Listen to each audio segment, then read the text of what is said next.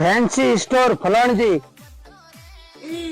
हाँ हेठो बोलो। कंदोरो बोले तारा हेठ बेदाड़ा पहला लकेल लेन गया था कि मैं पक्की डिलीवरी कराऊं अजय तक मारा डिलीवरी नहीं कराई है कौन है। अच्छा एक मिनट सावी रखो मैं पूछू हेठो हेठो फलाणजी बनारो फोन आई है कि थारे हेठ पक्कू केन गया था कि बेदाड़ा पुटी जापो प्रो करावू। अरे डोपा वो जापो दिन बाद डिलीवरी वे डिलीवरी हड़न के जे माल नहीं है बेदाड़ा पुटी डिलीवरी फ्री करावी हो।